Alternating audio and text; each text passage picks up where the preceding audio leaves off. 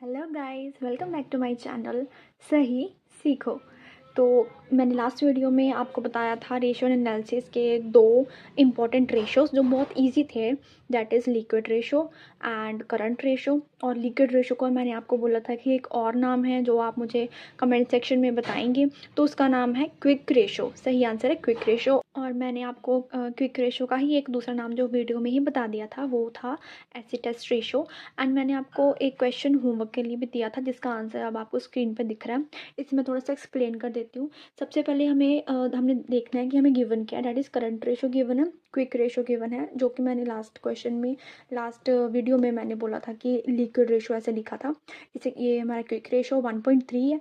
और इसका 1.3 होने का ये मतलब है कि ये 1.3:1 है एंड ये 2.5:1 है, जो मैंने लास्ट वीडियो में भी आपको समझाया था। तो अभी देखेंगे कि हमारे पास बैंक ओवरड्राफ्ट्स की भी गिवन है। और मैंने आपको ये भी बोला था कि कभी कभी हम क्विक रेशो में करंट लाइबिलिटीज़ की जगह क्विक लाइबिलिटीज़ लेते हैं, तो बस वही कंसेप्ट इस क्वेश्चन में कवर है। और ये थोड़ा डिफरेंट क्वेश्चन है, इसलिए मैंने आपको दिया था। चलिए देखते हैं इसे कैसे सॉल्व करना है। सबसे पहले हमने देखना है कि हमें स्टॉक फाइंड करना है। स्टॉक हम कैसे फाइंड कर सकते हैं? स्टॉक हम क्विक एसेट्स से फाइंड कर सकते हैं। अगर हमारे पास क्विक एसेट्स हों, हमारे पास करंट एसेट हों, तो हम स्टॉक इजीली फाइंड कर सकते हैं। तो सबसे पहले हमने करंट एसेट्स ही फाइंड करनी है। कैसे फाइंड करेंगे current assets? Current ratio given है 2.5:1। तो क्योंकि हमने रेशो से हमने न्यूमेरिकल फॉर्म में कन्वर्ट करना है, तो हम इसको एक वेरिएबल के साथ मल्टीप्लाई कर देंगे जो हमने एक्स लिया है। ठीक है, करंट एसेट्स को हमने एज्यूम किया 2.5x, करंट लाइबिलिटीज़ को 1x। तो इसको हम पुट करेंगे वर्किंग कैपिटल में। वर्किंग कैपिटल भी हमें गिवन है 1.2 लाख्स। वर्किंग कैपिटल का सबसे पहले हम फॉर्मूला लिखेंगे, that is current assets minus current liabilities. तो अब इसको हम न्यूमेरिकल वैल्यू से इसमें पुट कर देंगे। वर्किंग कैपिटल गिवन है 1,20,000 एंड उसके बाद जो करंट एसेट्स हैं वो हमने 2.5x एज्यूम किए हैं, करंट लाइबिलिटीज़ हमने 1x एज्यूम की हैं। तो ऐसे सब्ट्रैक्ट करके हमारा 1.5x आ गया और हमने x की वैल्यू 80,000 निकाल ली। अब x की वैल्यू को हम करंट एसेट्स में पुट करेंगे तो हमारी कितनी वैल्यू आ जाएगी? 2.5x मतलब 2.5 into 80,000 that is 2 lakhs. 2 lakhs आ गया। और ऐसे ही हमारी करंट लाइबिलिटीज़ की वैल्यू कितनी आ गई? 80,000। तो अब हमारा नेक्स्ट स्टेप है क्विक एसेट्स को फाइंड करना। जो हम कैसे फाइंड करेंगे? हमें क्विक रेशो गिवन है। क्विक रेशो पहले हम फॉर्मूला लिख लेंगे, quick assets upon quick liabilities. जैसे कि मैंने पहले भी बोला था कि यहाँ पर हम करंट लाइबिलिटीज़ की जगह क्विक लाइबिलिटीज़ लेंगे, क्योंकि क्वेश्चन में स्पेसिफिकली मेंशन है बैंक ओवरड्राफ्ट्स। तो इसलिए हम यहाँ पे करंट लाइबिलिटीज़ की जगह क्विक लाइबिलिटीज़ ले रहे हैं। ठीक है, तो वैसे ही हमने रेशो में तो गिवन है, बट हमको तो वो चाहिए ना न्यूमेरिकल फॉर्म में, तो हम एज्यूम करेंगे वेरिएबल के साथ। यहाँ पर हमने वेरिएबल वाई लिया, तो 1.3y हमारा क्विक एसेट्स हो जाएगा और 1y हमारी क्विक लाइबिलिटीज़ हो जाएंगी। फिर हम इसे पुट कर देंगे हमारी ये फॉर्मूला में, क्योंकि क्विक लाइबिलिटीज़ कैसे आती हैं? करंट लाइबिलिटीज़ में से अगर हम बैंक ओवरड्राफ्ट माइनस करते हैं तो हमारी क्विक लाइबिलिटीज़ आ जाती हैं। इसको हमने वाई एज्यूम किया था। ठीक है, ये 80,000 हमने यहाँ पर निकाल लिया है और ये 15,000 क्वेश्चन में गिवन है। तो हमारी वाई की वैल्यू आ गई 65,000। तो वाई एक्चुअली हमें वाई की वैल्यू नहीं चाहिए थी, बट हमें क्विक एसेट्स चाहिए थे 1.3y। तो उसलिए हमें वाई की वैल्यू भी फाइंड करना ज़रूरी था, इसलिए हमने क्विक एसेट्स में इसकी वैल्यू डाली। तो क्या आ जाएगा हमारा? 84,500 हमारा क्विक एसेट्स आ गई हैं। फिर उसको बस हमने नेक्स्ट स्टेप में हमने क्विक एसेट्स की और करंट एसेट्स की वैल्यू हमने ये जो इक्वेशन 1 हमने ये बनाई थी इस पर पुट कर देनी है। फिर ये आ जाएगा 2 लैक्स माइनस 84,500। तो स्टॉक की वैल्यू क्या आ जाएगी? That is 1,15,500। अभी नेक्स्ट कंसेप्ट जो हम पढ़ने जा रहे हैं वो है कैपिटल एम्प्लॉयड। ये मोस्ट इंपॉर्टेंट कंसेप्ट है, ये बेसिक कंसेप्ट भी है एंड कुछ बच्चों को इसको समझने में बहुत प्रॉब्लम होती है क्योंकि वो रिलेट नहीं कर पाते। तो मैंने इजी फॉर्म में आपको समझाने जा रही हूँ। इसके लिए मैंने बैलेंस शीट बनाई है हॉरिजॉन्टल फॉर्मेट में। वैसे तो वर्टिकल फॉर्मेट में होती है आजकल कंपनी की balance sheet as per companies act 2013, but आपको समझाने के लिए मैंने एक टी फॉर्मेट बना दिया है। तो सबसे पहले तो इधर मैंने शेयर होल्डर्स फंड्स लिखे हैं। शेयर होल्डर्स फंड्स में बहुत सारी आगे एलिमेंट्स आएंगे। ठीक है, शेयर होल्डर फंड्स में हमारे equity share capital, preference share capital, profit and loss, journal reserve and बहुत सारी और भी चीज़ें आएंगी जो मैं आपको स्क्रीन पे मेंशन कर दूँगी। ठीक है, और लॉन्ग टर्म लाइबिलिटीज़ में भी फर्दर बहुत सारी चीज़ें आएंगी, जैसे कि हमारे डिबेंचर्स हो गया, डेट सिक्योरिटी जिसे हम बोलते हैं। ठीक है, ये सब इसमें आएंगी। और एक्चुअली में इनका काम क्या है? एक्चुअली में है तो ये दोनों मिला के अगर हम देखें, एक्चुअली में है तो ये कैपिटल ही ना। कैपिटल मतलब क्या? कैपिटल मतलब जो पैसा हम कंपनी में लगाते हैं, इन्वेस्ट करते हैं, जो एक्सटर्नल लाइबिलिटी भी हो सकती है और इंटरनल भी हो सकती है। ठीक है, एक्सटर्नल लाइबिलिटी जैसे कि हमारे डेट सिक्योरिटीज़ हो गई, डिबेंचर्स हो गए, हमने कोई लोन लिया है बैंक से, वो हो गई। ठीक, टोटल करेंगे अगर हम इन दोनों को, अगर हम टोटल करेंगे तो हमारी कैपिटल एम्प्लॉयड का फॉर्मूला बन जाएगा। Simple, very simple. ठीक है, जैसे कि शेयर होल्डर्स फंड्स, इसका मैं फॉर्मूला लिखवा देती हूँ। Capital employed is equal to share holders funds plus long term liabilities. और इसका दूसरा फॉर्मूला कैसे बन सकता है? बहुत ईजी है। जैसे कि ये भी 100 है, ये भी 100, हमें पता है कि total of liabilities is equal to total of assets. So अगर हमें ये चीज़ें ना गिवन हो तो हम ये चीज़ों से भी हमारा कैपिटल एम्प्लॉयड निकाल सकते हैं। वो कैसे निकाल सकते हैं? 80 + 20 - 10, क्या हमारा आंसर आएगा? 80 + 20 100 - 10 क्या आ जाएगा हमारा? 90। कैपिटल एम्प्लॉयड कितनी आ गई? 90।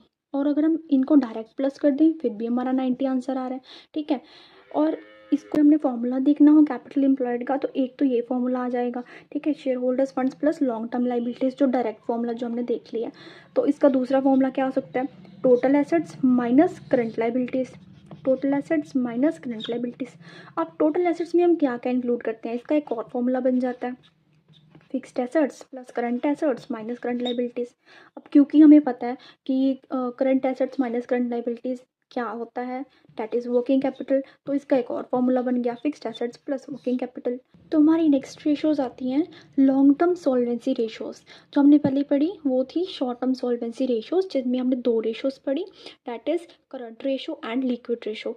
अब हम लॉन्ग टर्म सॉल्वेंसी रेशोज़ पढ़ रहे हैं, दैट इज़ कवरेज रेशोज़ और cover ratios and capital structure ratio. Coverage ratios या फिर कवर रेशोज़ जिसे हम बोलते हैं, उसमें 4 रेशोज़ आ जाएंगी एंड हमारे कैपिटल स्ट्रक्चर रेशोज़ में 5 रेशोज़ आ जाएंगी। कवरेज रेशोज़ में हमारी interest coverage ratio, preference dividend coverage ratio, equity dividend coverage ratio and dividend coverage ratio आ जाएगी। और हमारे कैपिटल स्ट्रक्चर रेशोज़ में debt equity ratio, capital gearing ratio, debt ratio, proprietary ratio, fixed asset ratio, ये सारी ratios आएंगी।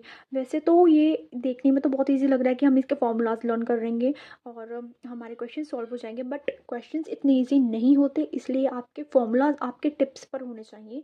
तो उसके लिए आपको बार बार रिविजन करनी पड़ेगी एंड इसकी तो वैसे भी बहुत इजी ट्रिक्स है, बस आपको इनके नाम याद रखने पड़ेंगे। ठीक है, और इसकी कुछ ट्रिक्स हैं जिससे हम लर्न करेंगे कि हमारे फॉर्मूला कैसे बनता है। नेक्स्ट जो रेशियोज़ के फॉर्मूलाज हैं उन्हें पढ़ने से पहले एक हमारी इनकम स्टेटमेंट आती है, उसको पढ़ना बहुत ज़रूरी है, बिकॉज सारे फॉर्मूलाज हम इसी में से डिराइव कर सकते हैं। ठीक है, तो ये मैंने बना दी है। सेल्स दैट इज़, जिसको हम रेवेन्यू फ्रॉम ऑपरेशंस भी बोलते हैं, उसमें से अगर हम COGS that is cost of goods sold निकाल देंगे, माइनस कर देंगे, तो हमारा ग्रॉस प्रॉफिट आ जाता है। COGS का एक अलग फॉर्मूला होता है, that is opening stock plus purchases plus direct expenses minus closing stock. तो अब हमारा आ गया ग्रॉस प्रॉफिट। ग्रॉस प्रॉफिट में से अगर हम ऑपरेटिंग एक्सपेंसेस निकाल देंगे तो हमारा ऑपरेटिंग प्रॉफिट आ जाएगा। ऑपरेटिंग एक्सपेंसेस की एग्जांपल्स हमारी हो सकती हैं, जैसे कि एडमिनिस्ट्रेटिव एक्सपेंसेस हो गए, सेलिंग एक्सपेंसेस हो गए। ठीक है, ऑपरेटिंग मीन्स जिस काम में हमारी कंपनी डील कर रही है, जिस प्रोडक्ट में हम मैन्युफैक्चरिंग कर रहे हैं, वो उसके लिए जो हमने लिया होता है।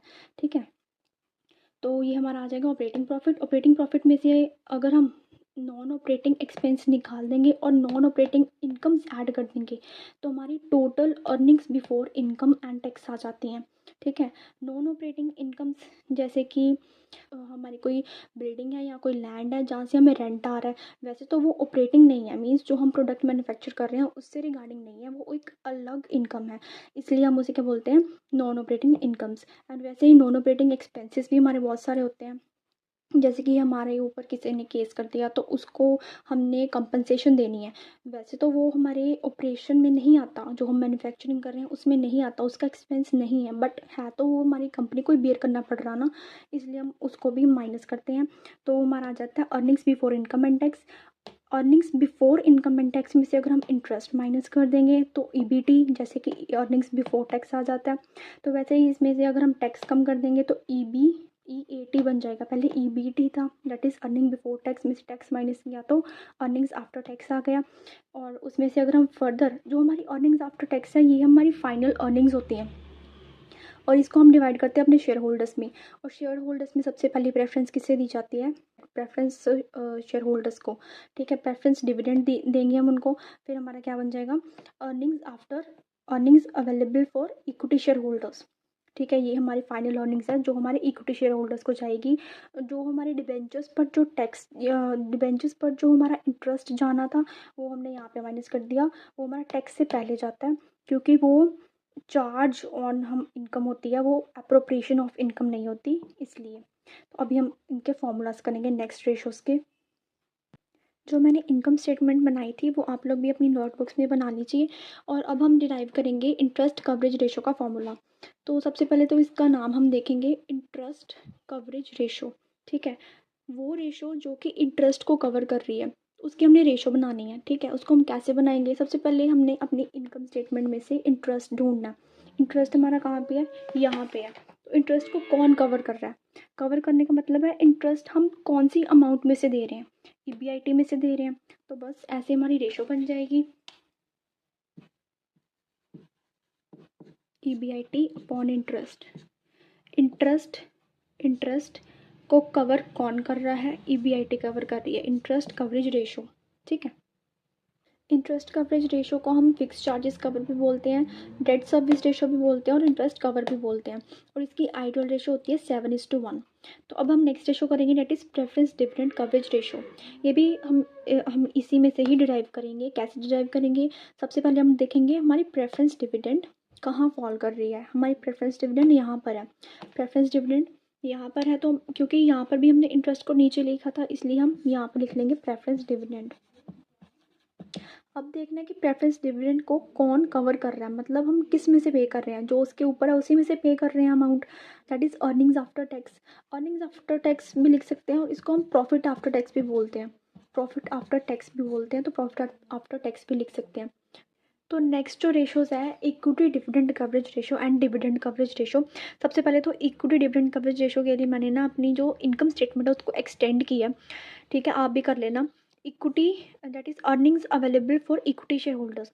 अगर हम इसमें से इक्विटी शेयर होल्डर्स को उनका डिविडेंड दे दें, दैट इज़ इक्विटी डिविडेंड दे दें, तो हमारे पास रिटेन्ड अर्निंग्स बच जाती हैं, ठीक है। वैसे ही अब हम फॉर्मूला कैसे डिराइव करेंगे, इक्विटी डिविडेंड यहाँ पर फॉल कर रहा है और इसको कवर कौन कर रहा है, earnings available for equity share holders, ठीक है। तो वैसे ही हम नीचे लिखेंगे इक्विटी डिविडेंड और ऊपर लिखेंगे earnings available for equity share holders, ये हमारा फॉर्मूला बन जाएगा। और डिविडेंड कवरेज रेशो, जब हमें अकेला डिविडेंड वर्ड दिया होगा इसमें हमारा प्रेफरेंस प्लस इक्विटी दोनों इंक्लूडेड होता है, ठीक है। तो इसमें हम सिंपली क्या करेंगे, डिविडेंड, क्योंकि अकेला डिविडेंड वर्ड है, नीचे भी हम डिविडेंड ही लिखेंगे। और अकेला डिविडेंड हमारा कहाँ से कवर हो रहा है, तो वैसे तो अल्टीमेटली ये जो हमारा इक्विटी डिविडेंड है ये तभी आएगा अगर हम ये पे करेंगे, तो इसलिए हम इसी में से ही अपना इक्विटी डिविडेंड भी देते हैं। अर्निंग्स आफ्टर टैक्स में से ही अल्टीमेटली हमारा इक्विटी डिविडेंड भी जा रहा है, इसलिए हम अर्निंग्स आफ्टर टैक्स ऊपर लेंगे, या फिर जिसको हम प्रॉफिट आफ्टर टैक्स भी बोलते हैं। तो अभी हम इसका एक क्वेश्चन सॉल्व करेंगे। क्वेश्चन में गिवन है फिक्स्ड कवर 8 है, 8 मतलब 8:1 भी हम लिख सकते हैं, ठीक है। सेल्स गिवन है, ईबीआईटी गिवन है, ईबीआईटी कितनी गिवन है, 16%। तो हमें याद रखना है कि ईबीआईटी जब भी हमें परसेंटेज में गिवन हो तो हम सेल्स के रेफरेंस में हमें बोला जा रहा है कि 16% है, तो क्या बोलेंगे 16% of sales, that is 16% of 28 lakhs. तो इसको हम अगर न्यूमेरिकल फॉर्म में कन्वर्ट करें तो कितना आ जाएगा, 4,48,000 हमारा ईबीआईटी आ जाएगा।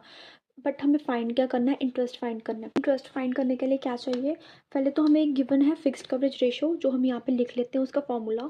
फिक्स्ड कवर का फॉर्मूला क्या आता है हमारा, that is EPIT upon interest, ये हमारा फॉर्मूला है, ठीक है। और इन्होंने गिवन भी है 8/1, बट अगर हमारे पास ईबीआईटी का न्यूमेरिकल फॉर्म है तो इसको भी हमें न्यूमेरिकल फॉर्म में कन्वर्ट करने के लिए एक वेरिएबल से मल्टीप्लाई करना होता है जिसको हम एक्स एज्यूम कर रहे हैं, ठीक है। तो EBIT is equal to 8x, ठीक है, या फिर लिख देते 8x is equal to EBIT की क्या हमारी न्यूमेरिकल वैल्यू है, दैट इज़ 4,48,000।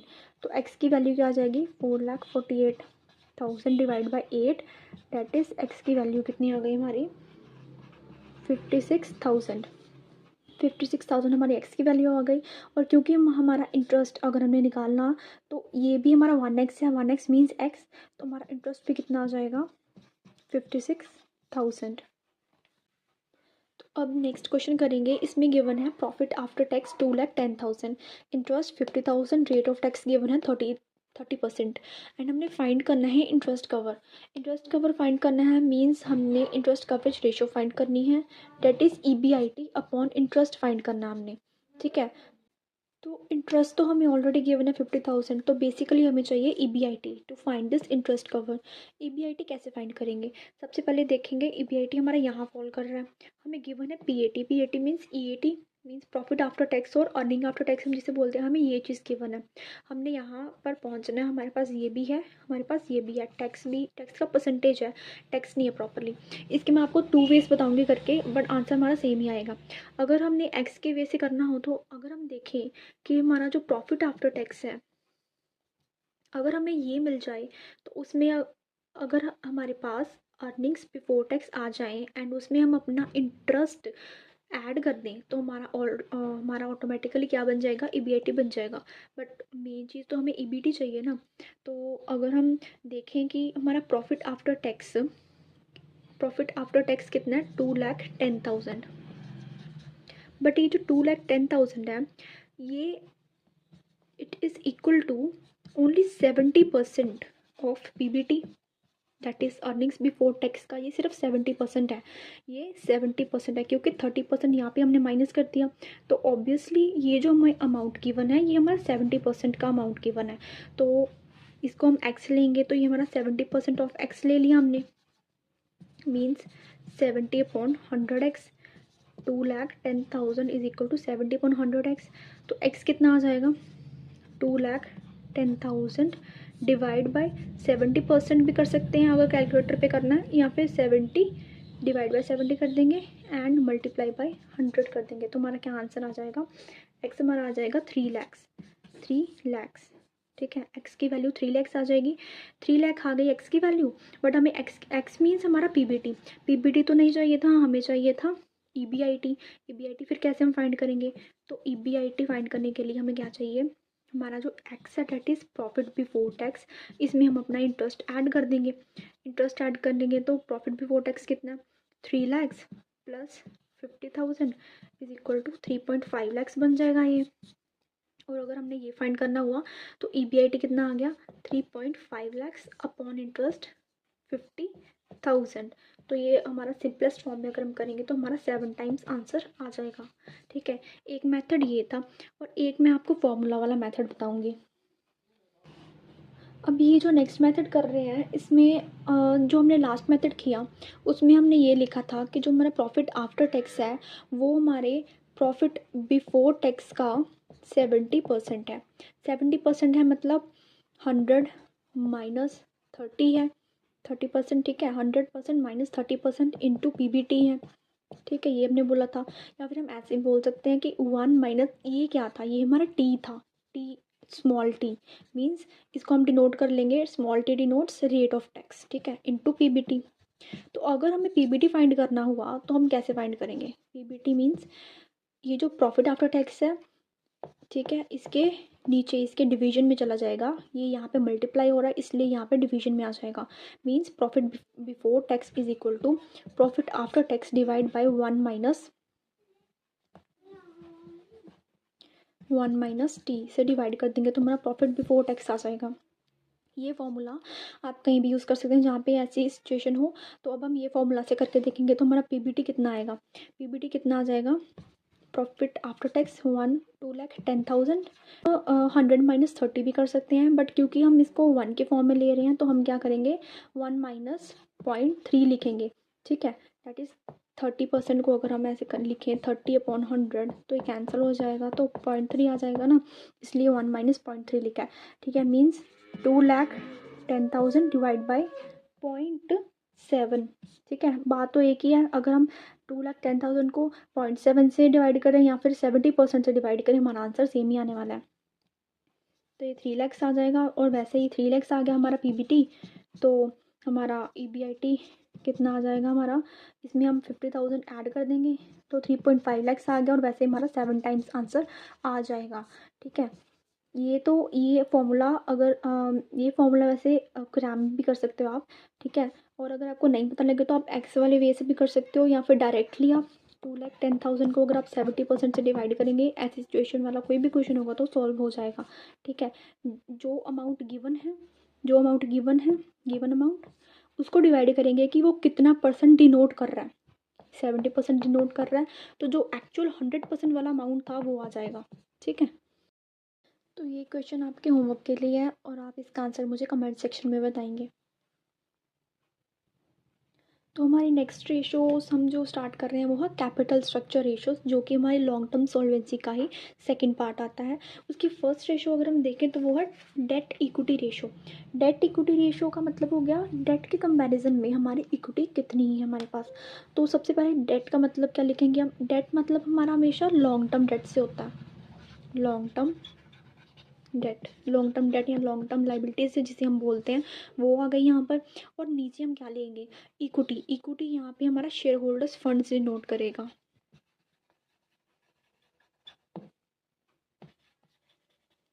ठीक है, तो डेट इक्विटी रेशो क्या बन गई, long term debt upon share holders fund. Date equity ratio के जो आइडियल रेशो होनी चाहिए, आइडियल रेशो क्या है हमारी डेट इक्विटी रेशो की, दैट इज 2:1। 2:1 और किसकी आइडियल रेशो थी ये भी आप मुझे कमेंट सेक्शन में बताओगे कि 2:1 एक तो इसकी हो गई ना डेट इक्विटी रेशो की हमारी आइडियल रेशो। और मैंने अपनी लास्ट वीडियो में भी बताया था कि 2:1 एक दूसरी रेशो का नाम बताया था, और आप वो नाम मुझे कमेंट सेक्शन में बताएंगे। ठीक है, और अगर हम कैपिटल गियरिंग रेशो का फॉर्मूला डिराइव करें तो ये सेम पहले हम यहाँ पे कॉपी पेस्ट करेंगे, long term debt upon share holders funds. अब इसमें जो डिफरेंस है वो सिर्फ इतना है कि ऊपर हम जो हमारा प्रेफरेंस शेयर कैपिटल है वो ऐड कर देंगे। प्रेफरेंस शेयर कैपिटल को हमने यहाँ पे ऐड कर दिया ऊपर न्यूमरेटर में, और डिनोमिनेटर में हम इसको सब्ट्रैक्ट कर देंगे। प्रेफरेंस शेयर कैपिटल को हम सब्ट्रैक्ट कर देंगे। ठीक है, एक तो ये फॉर्मूला बन गया। हम अगर डेट इक्विटी रेशियो का यूज़ करके कैपिटल गियरिंग रेशियो निकालें तो ऐसे आ जाएगी। बट अगर इसको हम सिंपलेस्ट फॉर्म में लिखें तो कैसे आ जाएगा, हमारी जो लॉन्ग टर्म डेट होती है, हमारी जो लॉन्ग टर्म डेट है उसमें अगर हम प्रेफरेंस शेयर कैपिटल ऐड करें तो हमारी ये फिक्स्ड इनकम बियरिंग फंड्स हैं।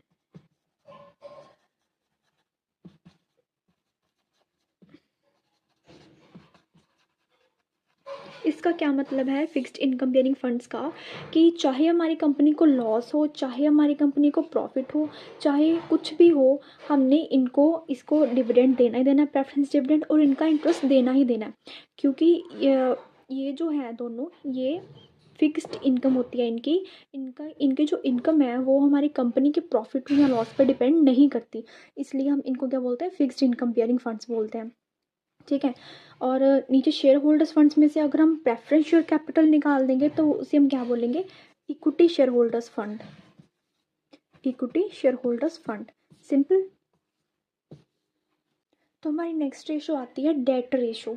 डेट रेशो का अगर हम सिंपल मीनिंग देखें तो ये है कि हमारी कितनी एसेट्स, हमारी जो टोटल एसेट्स हैं, दैट इज़ फिक्स्ड एसेट्स भी होते हैं उसमें, करंट एसेट्स भी होती हैं, उनका कितना पोर्शन हमारा डेट के थ्रू फिनेंस्ड है।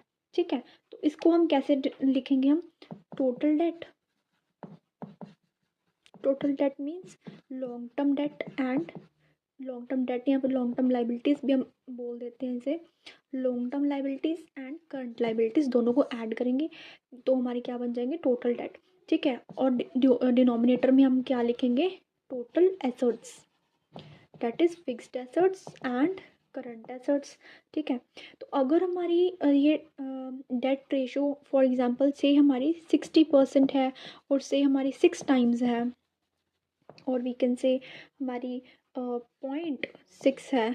ठीक है, तो इसका क्या मतलब है कि अगर जो हमारी टोटल एसेट्स हैं उसका 60% फिनेंस किसने किया, हमारे टोटल डेट ने किया 60% फिनेंस। ठीक है, तो हमारी नेक्स्ट रेशो कौन सी है, प्रोप्राइटरी रेशो। प्रोप्राइटरी रेशो कहाँ से डिराइव हुई है, प्रोप्राइटरी। ठीक है, ये हुई है प्रोप्राइटरी फंड्स से। प्रोप्राइटरी फंड्स प्रोप्राइटरी फंड्स किसका दूसरा नाम होता है? हमारा शेयर होल्डर्स फंड्स के दूसरा नाम होता है हमारा प्रोप्राइटरी फंड्स। ठीक है, इसके और भी 2-3 नाम होते हैं जो मैं आपको स्क्रीन पर मेंशन कर देती हूँ। ठीक है, शेयर होल्डर्स फंड को हम प्रोप्राइटरी फंड्स भी बोलते हैं। तो अगर हमारी प्रोप्राइटरी रेशो है कि तो हमने ऊपर लिखना है share holders funds upon total assets. ठीक है, अब इसका क्या मतलब है? प्रोप्राइटरी रेशो का मतलब है कि हमारी टोटल एसेट्स का कितना पोर्शन हमारे शेयर होल्डर्स फंड्स ने फिनेंस किया है। ठीक है, जैसे कि हमें पता है कि हमारी टोटल एसेट्स कुछ पोर्शन हमारा डेट फाइनेंस कर रहा है और कुछ पोर्शन हमारे शेयर होल्डर्स फाइनेंस कर रहे हैं, और वही पोर्शन को हम अगर डिनोट करें रेशो के फॉर्म में तो हमारा आ जाता है debt ratio and proprietary ratio. इसका मतलब क्या हुआ कि जो हमारी डेट रेशो और प्रोप्राइटरी रेशो को अगर हम ऐड कर देंगे तो हमारा हमेशा 100% ही आएगा। ठीक है, ये एक फैक्ट है। ठीक है, debt plus proprietary ratio, debt ratio and proprietary ratio को ऐड करेंगे हमारा 100% ही होगा, 100%। और अगर हम पॉइंट्स के फॉर्म में लिखें तो हमारा 1 ही आंसर आएगा। ठीक है, तो हमारी लॉन्ग टर्म सॉल्वेंसी रेशो की जो लास्ट रेशो है वो हमारी फिक्स्ड एसेट रेशो। ठीक है, फिक्स्ड एसेट रेशो मतलब इसके ऊपर क्या आ जाएगा? पहले तो फिक्स्ड एसेट आएगा। ठीक है, और डिनोमिनेटर में क्या आएगा? लॉन्ग टर्म फंड्स आएंगे। लॉन्ग टर्म फंड्स का कंसेप्ट मैं आपको करवा चुकी हूँ इस वीडियो में ही, जिसको दूसरा नाम क्या होता है इसका? कैपिटल एम्प्लॉयड या फिर टोटल लॉन्ग टर्म फंड्स भी इसको हम बोलते हैं। मैंने बोला था ना कि ये यूज़ होगा, तो बस कैपिटल एम्प्लॉयड यहाँ पे आ गया। ठीक है, अगर हम इसको डिनोमिनेटर में लेंगे और ऊपर फिक्स्ड एसेट लेंगे तो हमारी क्या बन जाएगी? फिक्स्ड एसेट रेशो बन जाएगी। बेसिकली ये रेशो जो है डिनोट क्या कर रही है? ये डिनोट कर रही है कि जो हमारे लॉन्ग टर्म फंड्स हैं या फिर कैपिटल एम्प्लॉयड का कितना पोर्शन हमारे फिक्स्ड एसेट में लगा हुआ है। हमने वो कैपिटल एम्प्लॉयड वाला कंसेप्ट जब बनाया था तो इधर हमने लिखे थे शेयर होल्डर्स फंड्स, ठीक है, long term liabilities, current liabilities, और यहाँ पे लिखे थे फिक्स्ड एसेट्स और करंट एसेट्स, और ये हमारे लॉन्ग टर्म फंड्स बन जाते थे, डैट इज़ कैपिटल एम्प्लॉयड ये बनती थी हमारी। ठीक है, तो कैपिटल एम्प्लॉयड का कितना पोर्शन हमारे फिक्स्ड एसेट्स में है वो हम क्या बोल देंगे? उसको फिक्स्ड एसेट रेशो बोल देंगे। तो अब हम ये क्वेश्चन सॉल्व करेंगे। सबसे पहले हमें देखना है इसमें गिवन क्या है। इसमें हमें फिक्स्ड एसेट्स गिवन है 10 लाख, करंट एसेट्स गिवन है 7 lakh, share holders funds given है 8 लाख, करंट लाइबिलिटीज़ हैं 4 lakh and capital gearing ratio है 0.625। और हमने फाइंड क्या करना है? प्रेफरेंस शेयर कैपिटल फाइंड करनी है। ठीक है, सबसे पहले तो ये देखना है कि प्रेफरेंस शेयर कैपिटल हम किसकी हेल्प से फाइंड कर सकते हैं। ऑब्वियसली हमें कैपिटल गियरिंग रेशियो गिवन है, क्योंकि इसके फॉर्मूले में प्रेफरेंस शेयर कैपिटल का कंसेप्ट है, इसलिए सबसे पहले हम इसका फॉर्मूला लिखेंगे। इसका फॉर्मूला होता है long term liabilities plus preference share capital upon share holders funds minus preference share capital. ऊपर ऐड हो रहा है और नीचे माइनस हो रहा है। ठीक है, और ये हम किसके इक्वल आ जाएगा? 0.625 के इक्वल आ जाएगा। इसे हम इक्वेशन 1 लेट कर लेते हैं। अभी हमने क्योंकि हमारे पास प्रेफरेंस शेयर कैपिटल दोनों ऊपर भी नहीं है, न्यूमरेटर में भी नहीं है और डिनोमिनेटर में भी नहीं है, और हमारे पास सिर्फ जो है वो है शेयर होल्डर्स फंड्स।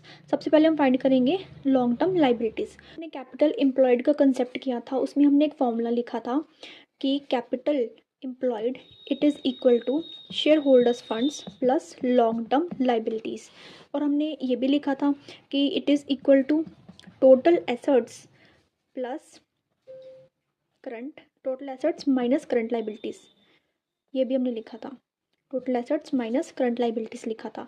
अब ये दो इक्वेशंस हमारे पास हैं, कैपिटल एम्प्लॉयड तो है नहीं, तो हम इन दोनों को इक्वेट कर देंगे।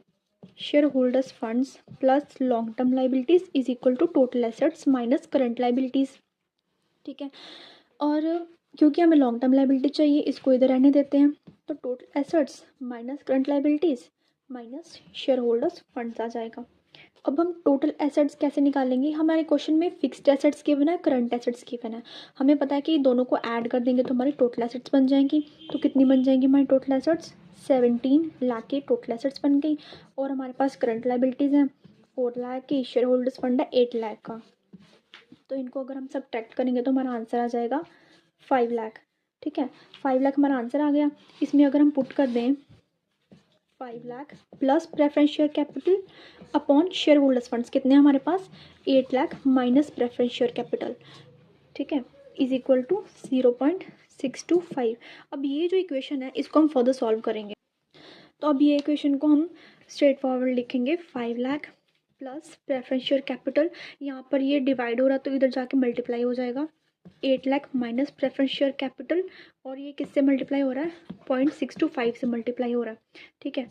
5 lakh plus preference share capital is equals to, अगर हम 0.625 को दोनों से मल्टीप्लाई करेंगे, पहले 8 लाख से मल्टीप्लाई किया तो हमारा 5 लाख आ जाएगा आंसर, और माइनस ये हो जाएगा 0.625 प्रेफरेंस शेयर कैपिटल, ठीक है। ये 5 लाख और 5 लाख कैंसिल हो गया, और ये हमारा 1 प्रेफरेंस शेयर कैपिटल था, इसमें हम ऐड कर देंगे, यहाँ पे माइनस हो रहा है, इधर जाके क्या हो जाएगा, ऐड हो जाएगा 0.625 प्रेफरेंस शेयर कैपिटल, इधर बच गया 0, मतलब ये क्या बन गया 1.625 preference share capital is equal to 0, और अगर हम प्रेफरेंस शेयर कैपिटल निकालें तो 0 डिवाइड बाय 1.625, जो कि ऑलवेज हमारा 0 ही आएगा, तो हमारा प्रेफरेंस शेयर कैपिटल का क्या आंसर आ जाएगा, 0, दैट इज निल। तो ये क्वेश्चन जो आपको अभी स्क्रीन पर दिख रहा है ये आपका होमवर्क है। तो आज के लिए इतना ही, मिलते हैं अपने नेक्स्ट वीडियो में, तब तक के लिए आप रिवाइज करें अपने रेशोज़ को, मेरे चैनल को सब्सक्राइब करना मत भूलना, और अपने रिव्यूज़ शेयर करना, आपको ये वीडियोस कैसी लग रही हैं, कमेंट करिएगा जो मैंने आपको होमवर्क में क्वेश्चंस दिए हैं। Thanks for watching.